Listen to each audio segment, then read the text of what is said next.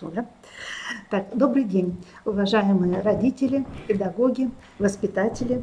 Когда мы планируем отдых летом, то наши планы всегда связаны с посещением природы или леса, или же это будет берег водоема, моря, реки, озера. И одним из любимых видов нашего отдыха является посещение пляжа и купание. Но чтобы этот вид отдыха принес нам пользу, удовольствие, нам необходимо знать и понимать правила, которые обеспечивают безопасность на воде. И цель наших лекций будет посвящена тому, чтобы повысить уровень культуры безопасного поведения на воде, как самих взрослых, так и детей наших воспитанников.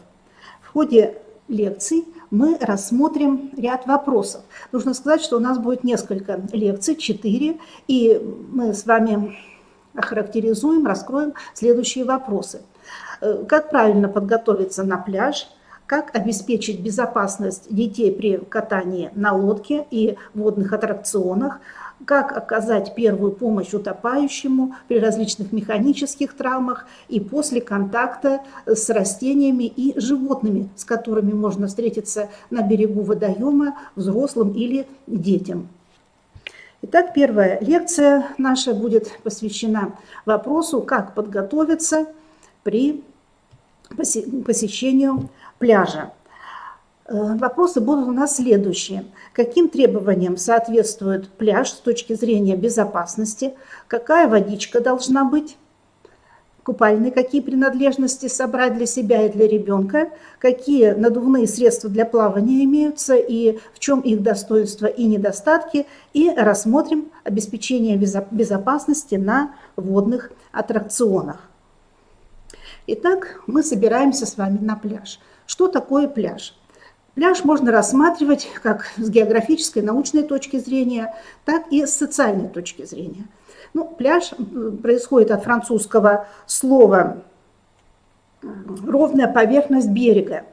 И подразумевает это ровная поверхность на берегу водоема, образованная различными продуктами обработки гальки, песка, ракушечника, кораллов или гравия. Чаще всего это песчаные пляжи, и пляж с точки зрения обывателя – это та территория на берегу водоема, где можно купаться, отдыхать, загорать, в общем, приятно проводить время.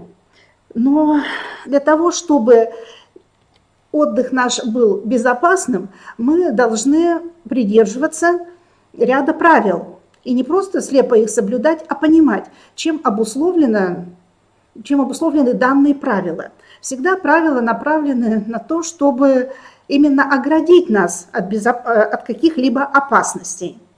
И мы рассмотрим с вами ряд требований к выбору пляжа с точки зрения социальной и личной безопасности. Во-первых, когда территория пляжа организуется муниципальная, то всегда пляж выбирается в той зоне, пляж не выбирается, в той зоне, где располагаются места водозабора воды для питьевых нужд или для хозяйственных нужд. И так как мы не знаем этих мест, то, конечно же, мы должны соблюдать это правило, купаться только там, где разрешено. Другие же правила направлены на то, чтобы обеспечить нашу собственную безопасность. Первое требование заключается в том, что территория пляжа не должна быть расположена вблизи различных технических сооружений. Это различные территории промышленных предприятий, это места, где возможны выходы сточных вод. Пляж никогда не организуется возле мостов и других технических сооружений. На этом слайде мы рассматриваем территорию, которую, видимо, оккупировали свободно отдыхающие граждане, и данная территория не предназначена для пляжа, потому что вдали мы видим здесь различные технические сооружения. Обычно люди хотят отдыхать там, где удобно с их точки зрения, что очень неправильно. Во-первых, нужно обратить внимание на то, где же располагаются места для водного транспорта. Никогда нельзя отдыхать там, где близко, где проходят какие-либо маломерные или крупногабаритные водные средства. Также нельзя устраивать пляж или самостоятельно купаться около тех участков водоема, где рядом пасется скот, где установлены водопои. И сигналом для того, что данная территория не предназначена для пляжа, будет наличие различных диких плавающих птиц, диких водоплавающих птиц. Потому что все животные, в том числе и птицы, являются источником переноса возбудителей различных заболеваний. И там, где рядом пасется скот или наблюдаются какие-то колонии водоплавающих птиц, например, уток, гусей, лебедей, конечно, это красиво наблюдать, да, но опасно для здоровья. И в таких вот местах, в таких акваториях взрослый или ребенок может нахлебаться воды и таким образом заразиться лемблиозом, дизентерией или даже вирусными гепатитами. Некоторые считают, что морская вода столь полезна, что она не несет в себе никаких возбудителей. Это неверно. В морской воде тоже могут быть возбудители заболеваний. И это нужно учитывать. Выбирая территорию для пляжа, организаторы или просто свободно отдыхающие граждане должны учитывать, что данная территория не должна находиться под опасностью оползня, селя, обрыва, камнепада. Но для наших рек в основном характерны песчаные берега и песчаные обрывы. И вот как раз располагаться, загорать под таким вот песчаным берегом, обрывистым, крутым, не рекомендуется. Любой падающий грунт имеет очень большую плотность, и это может стать причиной очень серьезной травмы. Также нужно обращать внимание на то, из какой горной породы образован берег. Ну, самый лучший вариант, конечно же, это песчаный берег. Берег может быть и галечным, с крупной или мелкой галькой. По такому берегу нужно будет передвигаться очень осторожно, особенно если галька мокрая или мы только что вышли из воды и на скользкой гальке легко подскользнуться.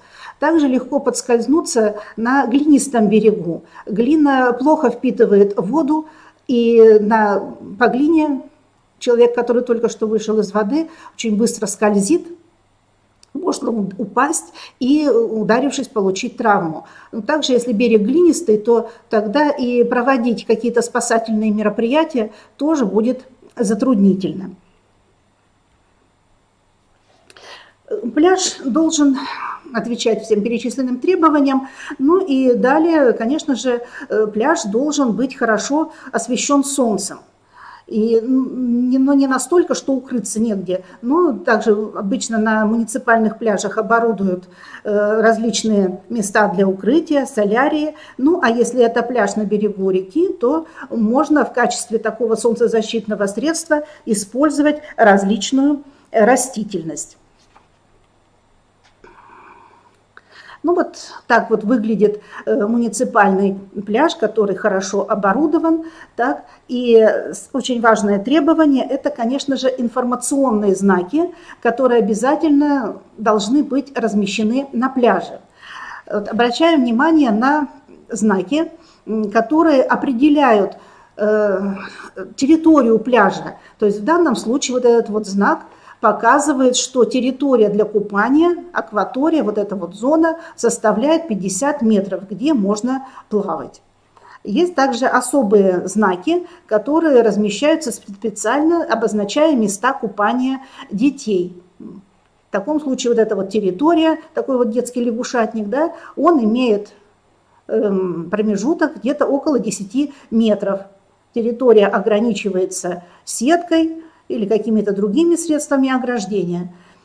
На любой территории муниципального пляжа или пляжа, который организуется в каким-то населенном пункте, обязательно устраивается Обязательно размещаются различные средства спасения. Так. Здесь может быть спасательная лодка, здесь вот располагается, кроме спасательного круга, другое средство спасения, конец Александрова. Так, имеются различные подходы к месту купания.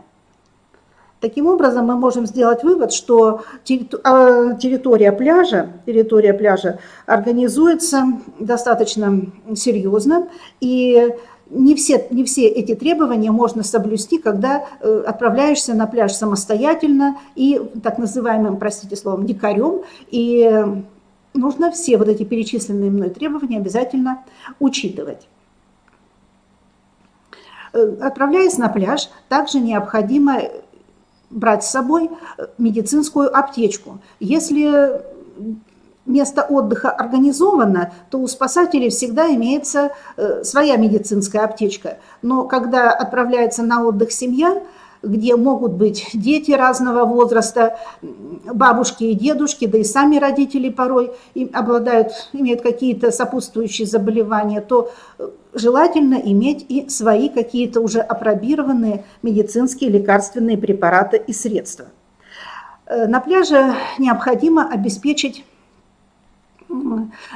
питьевой режим, ибо обезвоживание организма может стать причиной и теплового, солнечного удара, может стать нехватка воды в организме, может стать причиной появления судорог. Далее нужно обратить внимание также и на то, чтобы после того, как вы будете покидать пляж, он остался таким же чистым и красивым, поэтому необходимо продумать и контейнеры или другие емкости для сбора бытового мусора. Ну вот, пляж мы выбрали, и теперь переходим к самой такой важной и интересной процедуре – это купание. Это купание. Какие же требования предъявляются к водоему, к воде непосредственно? Ну, во-первых, пляж, площадь акватории, то есть площадь вот этого открытого водного зеркала определяется посещаемостью пляжа, и в среднем рассчитано на одного человека должно приходиться около 5 квадратных метров. Вот это самые такие распространенные, оптимальные санитарно-гигиенические требования. Площадь воды на одного купающегося. Если это будет закрытый бассейн или купальня для детей, то там предполагается где-то на одного человека не менее 3 квадратных метров открытой воды должно быть. Вода должна быть прозрачная и не иметь никакого запаха. Ну вот если, например, самовольно вы хотите где-то купаться и ощущаете, что вода имеет запах какой-то неприятный, то, конечно же, лучше эту территорию для пляжа и купания тем более не использовать. Но прозрачность воды зависит от характера грунта. Песчаный грунт, он дольше сохраняет прозрачность, чем илистый грунт. Ну и наиболее прозрачная вода в водоемах с галечным грунтом. Скорость течения должна соответствовать следующим характеристикам. Для купания детей не должна превышать 0,5 метров в секунду, а для взрослых людей 0,7 метров в секунду. Ну, мы будем учитывать, скорость течения наших северных рек очень большая, и поэтому купаться нужно только возле берега или в тех местах, где скорость невысокая. Особо нужно опасаться водоворотов,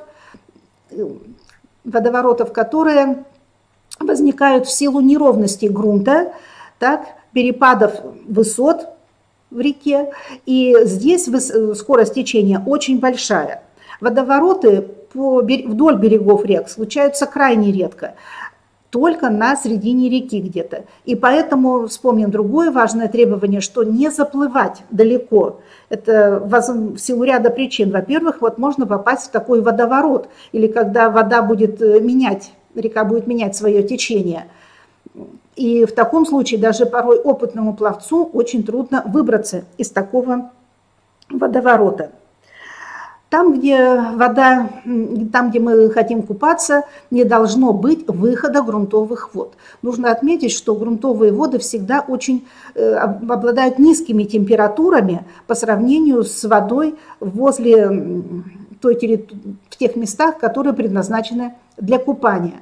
А резкий перепад температур может стать причиной остановки дыхания, остановки сердца и появления так называемого холодового шока.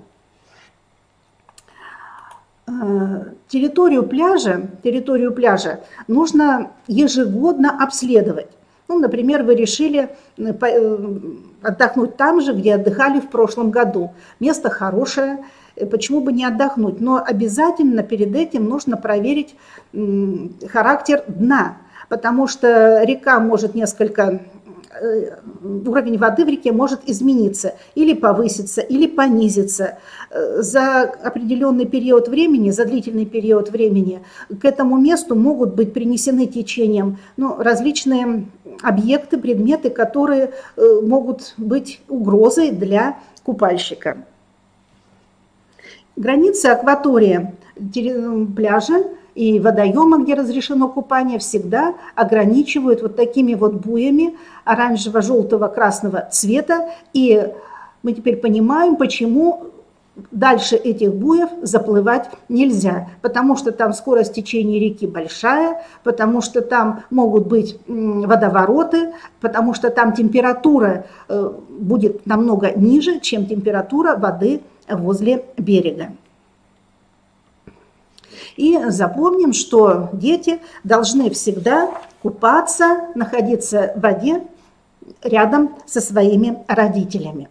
Дети во всем хотят подражать родителям, и в том числе и в выборе купальных принадлежностей. И следующий вопрос наш будет посвящен тому, а как же экипировать детей, чтобы это было и безопасно, и модно, и красиво. Купальник. В выборе купальника дети хотят проявить самостоятельность, чтобы был виден их вкус, какие-то стремления, и хотят быть похожими на взрослых. Но насколько обязателен купальник? Давайте вспомним малышей, которым годик-два, да? Они купаются голышом, и никто не стремится так прикрыть их тельце. Ребенок загорает, ребенок плескается в воде, и таким образом закаляется. Но чем старше становится ребенок, тем он стремится одеться так, как взрослый, то есть одеть купальник. В принципе, купальник не защищает тело ребенка от воды. Это, будем говорить, что ли, дань нравственности. А в воде могут быть различные какие-то микроорганизмы. И вот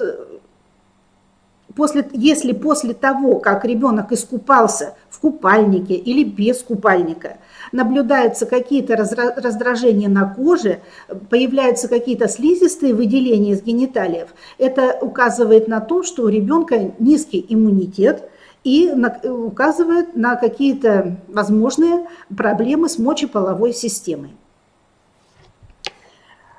Как бы ребенок не купался, так, обязательно после купания необходимо ребенка переодеть в сухую одежду, завернуть в полотенце, и чтобы он таким вот образом немножечко отдохнул от такой очень тяжелой для него водной процедуры.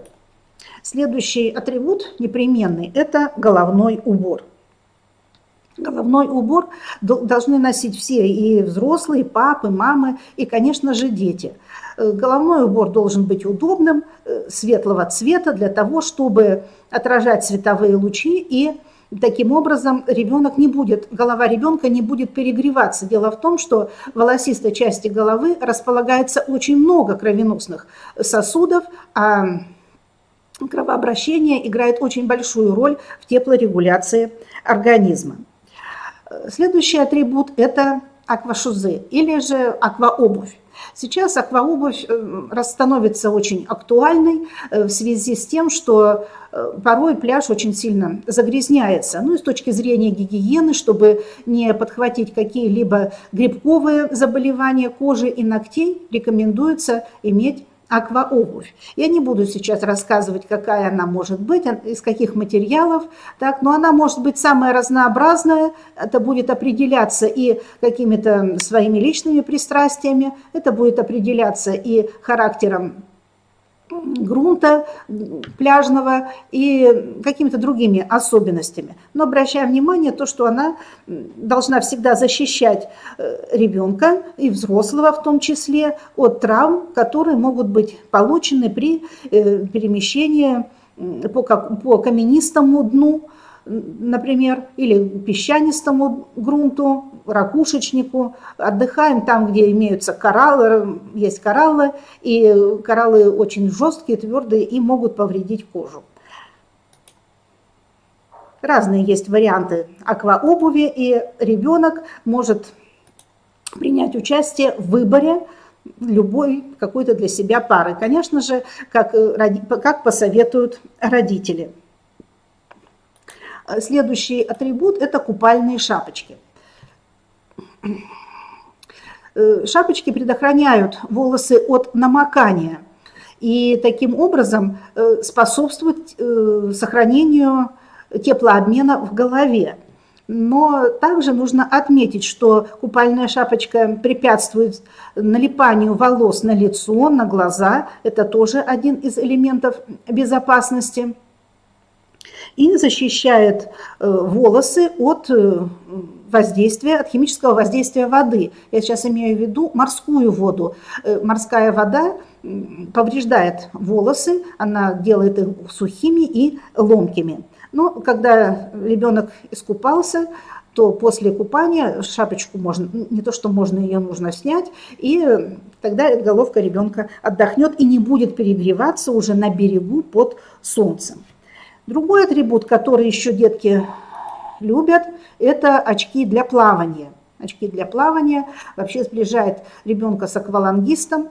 Да? Но, опять же, очки защищают глазки ребенка от попадания воды, так, и защищают глаза ребенка от, например, от морской воды, от пресной воды. Также защищают ребенка от бликов воды. Глаза ребенка защищают от бликов воды. Вот такой вот экипированный у нас джентльмен. Обычно на пляж мы с вами выходим не на полчаса, не на час. На пляже мы находимся достаточно длительный промежуток времени, и промышленность рекомендует разные косметические средства для защиты от солнца. Эти косметические средства солнцезащитные вы подбираете уже самостоятельно, исходя из своих каких-то пристрастий, исходя из особенностей кожи ребенка или своей кожи. Но рекомендуются, например, следующие требования.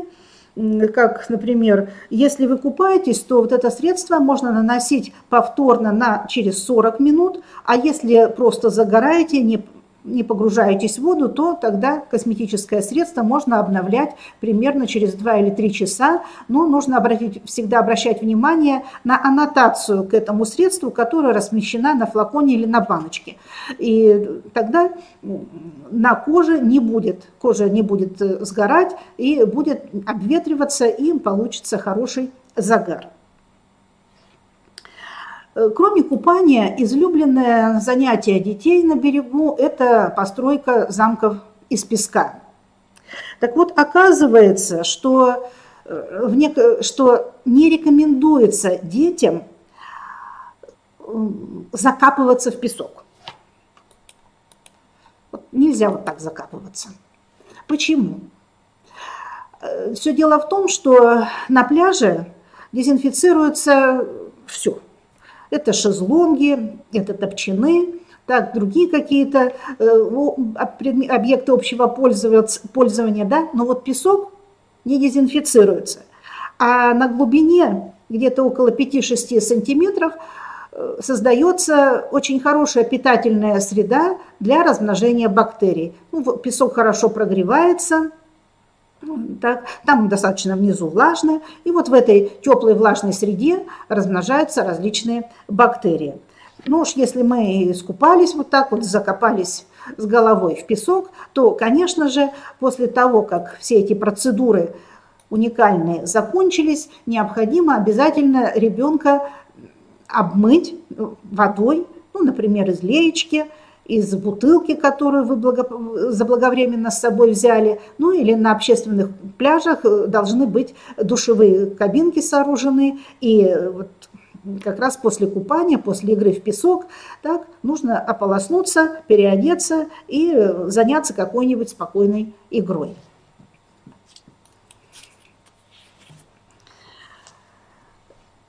Играть можно в самые различные игры, и в первую очередь это игра с надувными средствами для плавания. Каких только сейчас надувных таких средств нет. Но нужно обязательно иметь в виду, что эти надувные средства предназначены для игры или для воспитания у ребенка чувства воды, чтобы в процессе игры ребенок научился в воде перемещаться, так, перестал бояться воды и, соответственно, соизмерял скорость своих движений в воде и на суше.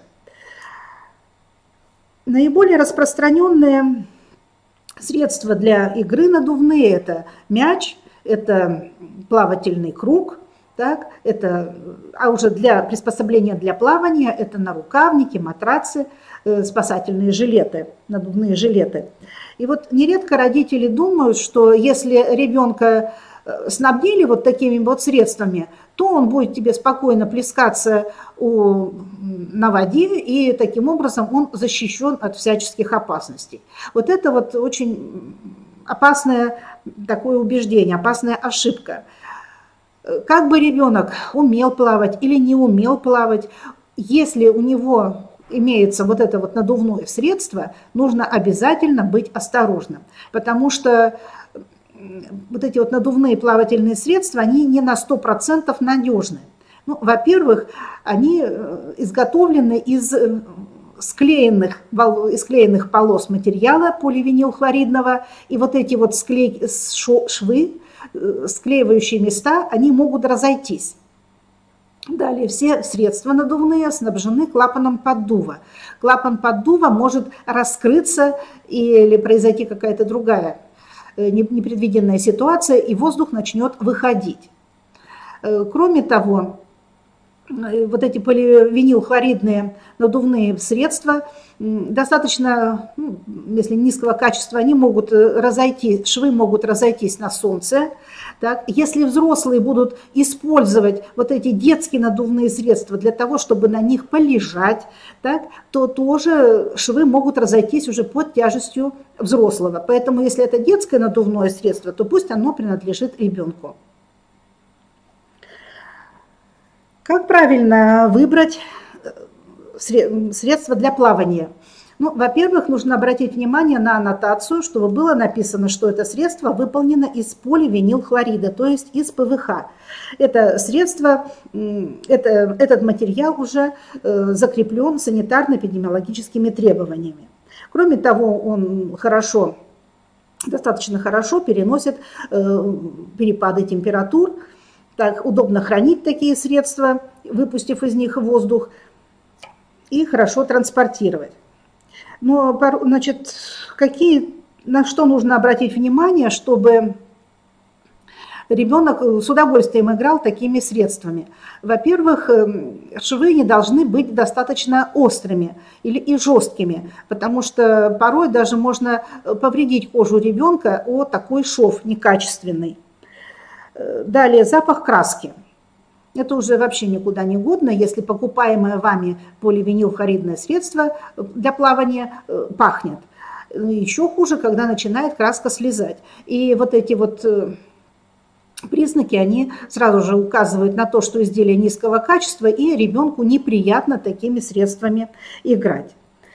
При выборе плавательных средств можно учитывать и личные предпочтения ребенка. Конечно же, если родители уже выбрали представляют для себя набор этих средств, и именно вот уже эти выбранные родителями средства нужно предложить ребенку. А вот что тут можно будет уже ему выбрать вот из этих игрушек? Нужно сказать, что такие вот игрушки имеют еще и психологический эффект. Ну, допустим, ребенок с трудом выходит из воды, начинает капризничать, тогда можно его как бы что ли, на берег выманить, показывая вот эту игрушку и говоря, что вот, например, там львенок хочет уже с тобой поиграть на берегу, ему одному скучно. Покупая такие средства, нужно не забывать, что ребенок должен, чтобы к этому средству уже самостоятельно прикрепить какой-либо шнур, ну, для того, чтобы, например, контролировать, где же ребенок находится, как далеко от берега. Следующий элемент – это средства уже непосредственно для плавания. Они предлагаются уже с самого такого вот младенческого возраста. Есть самые разные плавательные круги. Например, вот в таком вот круге имеется выступ для подбородка. А для детишек, которые уже постарше, имеются вот такие вот плавательные круги с трусиками. И ребенок, здесь уже родитель может быть уверенным в том, что ребенок не выскользнет из круга, и он будет доставать ножками дна и таким образом учиться держать равновесие в воде. Нарукавники. Нарукавники – это тоже очень важный такой вот элемент для того, чтобы научить ребенка держаться в воде. Нужно сказать, что нарукавники, плавательные круги, они не предназначены для обучения плаванию. Что бы ни писали производители в аннотациях к этим предметам. Эти средства предназначены для того, чтобы ребенок научился понимать воду, научился двигаться в воде. Рукавники всегда делаются многосекционными. И посмотрите, значит, на каждой секции имеется свой клапан поддува. Это повышает безопасность ребенка. Ну, здесь уже для мальчика постарше представлены такие односекционные нарукавники. Другое средство для плавания – это матрацы или матрасы. Нужно сказать, что матрас ни в коем случае не предназначен тоже для обучения плаванию, и нельзя сопоставлять матрас и лодку. И нельзя сравнивать матрас и резиновую лодку. Это совершенно разные вещи. Поэтому заплывать на матрасе далеко от берега, заплывать на матрасе за территорию, которая ограничена, да, ни в коем случае нельзя. Давайте вспомним, что далее за территорией плавания могут проходить моторные лодки, катера или более крупные водные суда. Они создадут волну, и матрас может перевернуться под действием этой волны. Кроме того, может произойти такая ситуация, что именно вдали от берега вдруг откроется клапан поддува. И тогда плавательное средство уже не поможет. Или разойдутся какие-либо швы. Поэтому ни в коем случае нельзя подменять слово «матрас» и резиновая лодка.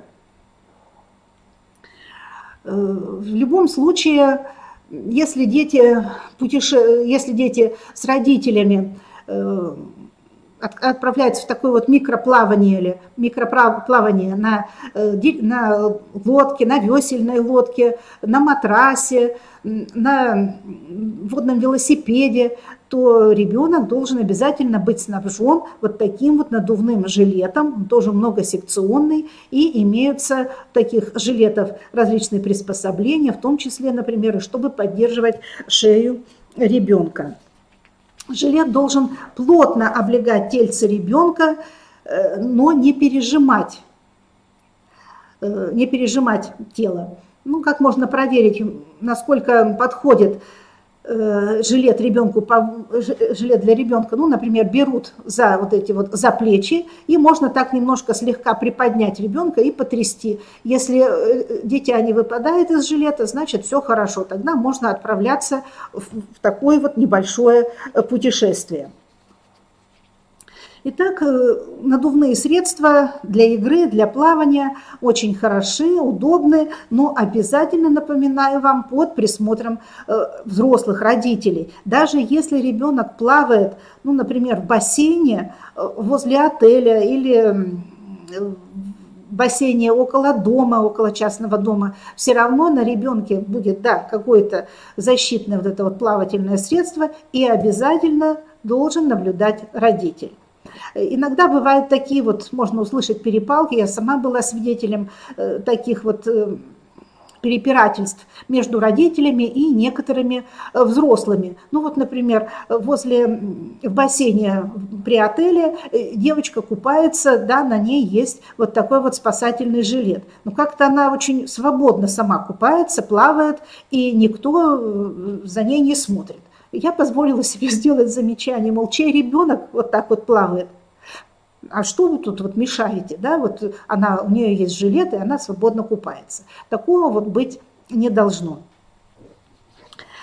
Но опасность надувных средств заключается в том, что они могут спустить воздух, и это может произойти в самый неподходящий момент. Наша промышленность научилась изготовлять другие плавательные средства, которые называются нудлы или нудлсы. И эти средства изготовлены уже, это не надувные средства, они изготовлены из вспененного каучука или полиэтилена.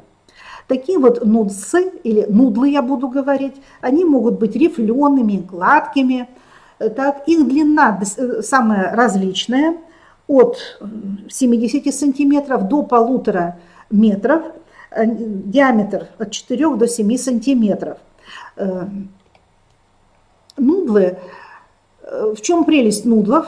В тем, что они достаточно хорошо могут удерживать ребенка, они не спускают воздух, поскольку там этого воздуха нет, и они более долговечны, они не повреждаются при уколах какими-то острыми и режущими предметами. Вот. Но нудлы рекомендуется предлагать детям, которые уже умеют плавать. И можно позволять играть, проявить фантазию, изготавливать из них какие-либо такие вот фигурки. Можно даже, используя специальные крепления, собрать из нудлов что-то наподобие плота, так, и таким образом устроить игры вот в пределах той акватории, которая разрешена.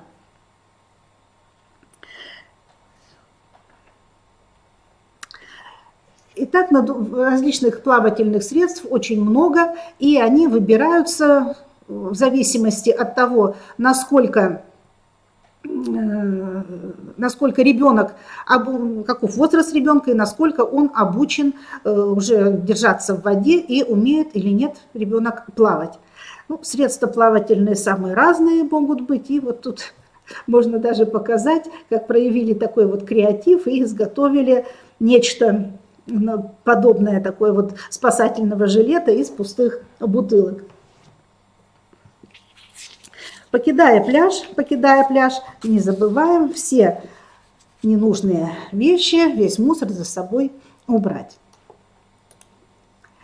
И переходим к последней части нашей лекции. Это катание на водных аттракционах. Сейчас это очень такой любимый вид развлечения, особенно на морских пляжах. И водный аттракцион, или это называется банан, или тюбинг, они предназначены для такого скоростного путешествия по воде. Но здесь и некоторые почему-то думают, что катание на банане это обязательно должно быть что-то такое с резкими поворотами и падением в воду. Ни в коем случае так думать нельзя. Нужно сказать, что такое катание организуется исключительно, чтобы организовать такое катание, нужно обязательно продумать все правила безопасности. Прежде чем вы будете сажать своего ребенка вот на такого рода аттракцион, нужно не только поинтересоваться о стоимости такого вот катания. На что должны родители в первую очередь обратить внимание?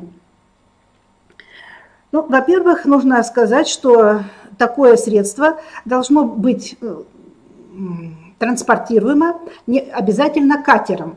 То есть не моторная лодка, не гидроцикл. Это должен быть катер, который обладает хорошей устойчивостью. И длина троса не должна быть меньше 17 метров. На такие водные аттракционы допускаются дети старше 7 лет, которые обязательно умеют плавать. На детях должны быть обязательно плавательные жилеты. Жилет должен быть хорошо застегнут и прилегать достаточно плотно к телу ребенка. Если ребенок вываливается из жилета, как мы про это уже говорили, лучше не рисковать и подобрать такой жилет или купить уж тогда ребенку этот жилет, чтобы он исполнил свое желание и покатался на этом водном аттракционе. Далее нужно обращать внимание, что чем больше расстояние между катающимися, тем лучше. Если катающихся много, и тем более они хотят покататься очень быстро с переворотами, то это достаточно рискованно. И вот прежде чем кататься, нужно посмотреть, а где находятся на этом банане специальные устройства, за которые можно будет ухватиться, когда будете начинать выбираться из воды. Не стоит удерживаться на банане, когда он уже опрокидывается. Представляете, да, что все летят в это время в воду, а вы хотите показать свою силу и ловкость и удержаться. Это, наоборот, может привести к излишним травмам. Представляете, что-то падает, а вы в это время напрягаете все свои силы и мышцы для того, чтобы удержаться. Это может привести к растяжению связок, к растяжению и к вывиху сустава. После того, как вы упали в воду, тоже нужно быть очень осторожным. Ну, потому что представьте себе, что в воду летит сразу человек 10. И все, конечно же, потом хотят очень быстро выбраться. При этом идет работа руками и ногами. И тогда можно тоже получить травму. Поэтому я еще раз повторяю, что чем меньше людей на таком водном аттракционе, тем лучше. И теперь давайте представим себе, что с вами вместе находится несовершеннолетний ребенок. Да, он умеет плавать. Но что значит ребенок умеет плавать? Вот он умеет плавать по собачьи тут возле берега. Поэтому умение плавать и умение, например, выбраться из глубины – это совершенно разные вещи. Как же в таком случае поступить?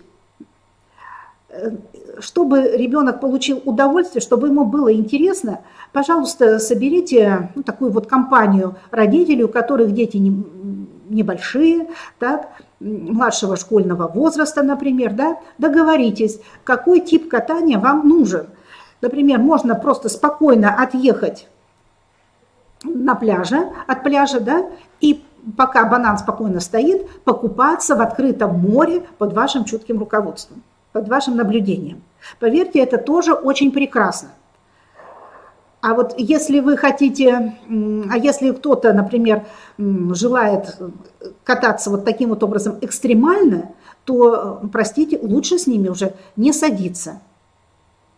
Самый лучший вариант – это вот именно договориться с аниматором, чтобы он вас покатал спокойно, и вы с ребенком спокойно искупались в открытом море. Это будет намного лучше.